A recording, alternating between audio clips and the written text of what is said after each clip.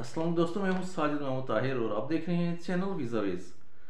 दोस्तों, गुज़श्ता हफ्ते सबसे ज़्यादा क्वेश्चन जो मुझे मसूल हुए हैं वो ये कि हांगकांग में डोमेस्टिक हेल्पर का वीज़ा कैसे हासिल किया जा सकता है और डोमेस्टिक हेल्पर की एम्प्लॉयमेंट कैसे तलाश की जाए। तो जनाब, सबसे पहले मैं आपको बताऊं कि हांगकांग में आप सिर्फ डोमेस्टिक हेल्पर नहीं बल्कि दीगर बहुत सारे वॉक्स ऑफ लाइफ में, दीगर बहुत से शोबों में, बहुत सारे इदारों में आप काम कर सकते हैं।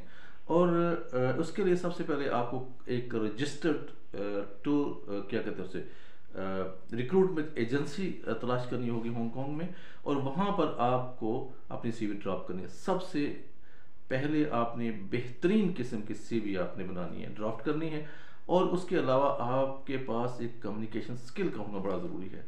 ये दीगर जो रिक्वायरमेंट्स हैं उनमें communication skill is the top of them. तो आपके पास अंग्रेज़ी या इंग्लिश जो है उसका आना ज़रूरी है। अगर आपको कैंटोनीज़ नहीं आती, चाइनीज़ नहीं आती, जैपनीज़ नहीं आती, कोई मसला नहीं, आपको इंग्लिश कम से कम आना चाहिए। और अगर आपको इंग्लिश भी नहीं आती और सिर्फ आपको अपनी जो एशियन उर्दू इंग्लिश या इस तरह सॉरी उर्दू पंजाबी और दीगर पोर्टफोलियो ज़बानें हैं उनमें से उर्दू और हिंदी इसको भी प्रेफरेंस दी जा सकती है, लेकिन इसके बहुत लीन चांसेस हैं, बहुत कम चांसेस हैं कि इस पर आपको वीज़ा मिले।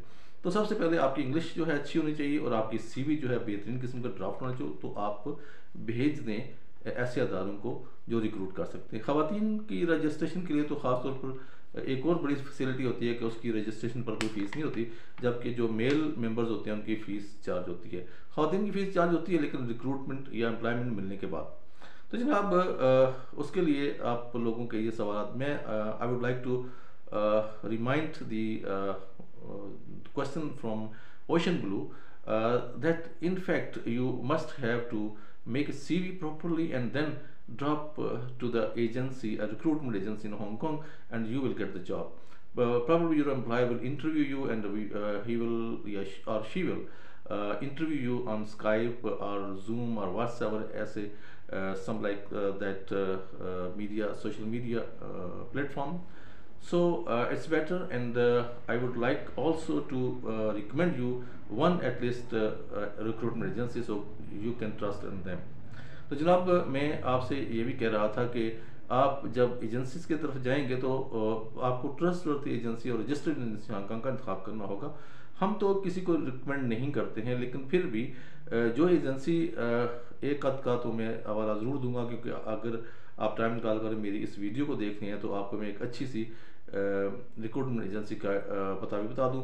रिक्रूटमेंट एजेंसी का नाम है HKO एग्रीगेटो।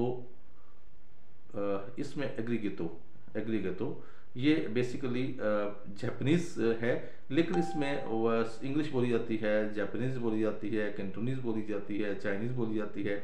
लेकिन फिर भी मैं आपको बताऊंगा कि ये हांगकांग में मौजूद है, और इसमें जो इन्होंने नेशनलिटीज़ रिक्रूट की हैं अब तक, उनमें हांगकांगर्स को इन्होंने रिक्रूट किया है, जापानीज़ को रिक्रूट किया है, कोरियन को रिक्रूट किया है, फिलिपिनोज को रिक्रूट किया है, इटालियन को रिक्रूट किया है, इंडियंस को रिक्रूट किया है, USA, UK, ऑस्ट्रेलियन और जर्मन को भी रिक्रूट किया है।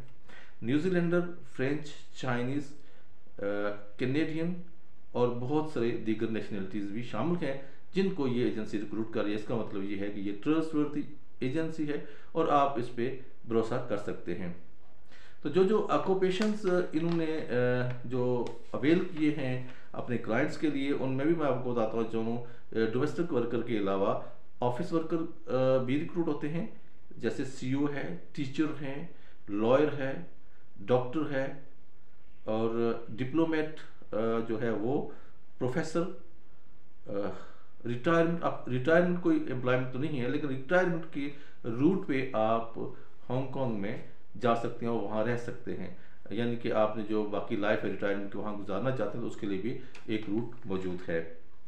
इसके अलावा जनाब आगे आ जाते हैं जी। Engineers, pilot, chef, student, designer specialist, designer specialist और बिजनेस ऑनर वगैरह भी। अच्छा, बिजनेस ऑनर बड़ा खूबसूरत ये शोबा भी है, बिजनेस ऑनर भी इनकी खिदमत हासिल कर सकते हैं और दीगर शोबों के भी लोग।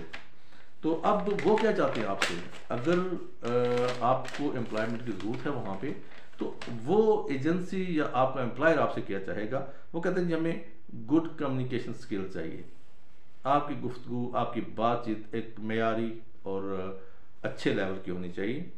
उसके बाद कहते हैं कंसेप्ट ऑफ गुड हाइजीन। अच्छा, जैसे आप शेफ़ वगैरह के हम जिक्र कर रहे थे, हाइजीन का अवेयरनेस होनी आपके पास ज़रूरी है कि ताकि कोई भी, चूँकि आपको पता है अभी अभी दुनिया कोविड से बाहर आई है और हाइजीन अवेयरनेस होना बहुत ज़रूरी है। किन किन चीज़ों से, गंदगी से, ये कौन कौन से वो जर्म्स फैल सकते हैं और ऐसे मामला हो सकते हैं। ये अगर चाहें तो आप अपने इदारे से, किसी भी अपने कंट्री के इदारे से आप उसका सर्टिफिकेट ले सकते हैं हाइजीन अवेयरनेस का। हॉस्पिटैलिटी मतलब मेहमान नवाजी, जैसे ऐसे सर्विसेज होती हैं हॉस्पिटैलिटी की जिनमें टिकटिंग एजेंसी है, जैसे भी आप सर्विसेज प्रोवाइडर हैं, तो फिर उसके अंदर ये है कि हॉस्पिटैलिटी बुनियादी माने रखती है। सेंस ऑफ रिस्पॉन्सिबिलिटी, आपको अपनी जिम्मेदारी का एहसास होना चाहिए। सेंसिबल एंड हॉनेस्ट, ठीक है, आप बाशऊर और ईमानदार हों। हेल्थी एंड एनर्जेटिक, एक तो आपकी सेहत अच्छी हो और दूसरा आप काम एनर्जेटिकल करें। बिजली की तेजी से तो नहीं मैं कह सकता, एनर्जेटिक मतलब एनर्जी हो आपके अंदर, ये ना हो कि मायूस से उदास हो, थके थके से, वो नहीं हो, ठीक है जी। हैव स्किल्स, आपके पास जो भी स्किल है उसका एक्सपीरियंस कम अज़ कम 2 साल का होना चाहिए। अगर आपके पास 2 साल का एक्सपीरियंस है तो आप क्वाइट एलिजिबल हैं इन शोबों में जिनमें आप वर्क के लिए हांगकांग जा सकते हैं। उम्मीद है कि आपको आज की इन्फॉर्मेशन पसंद आई होगी। Thank you so much. Allah निगहबान।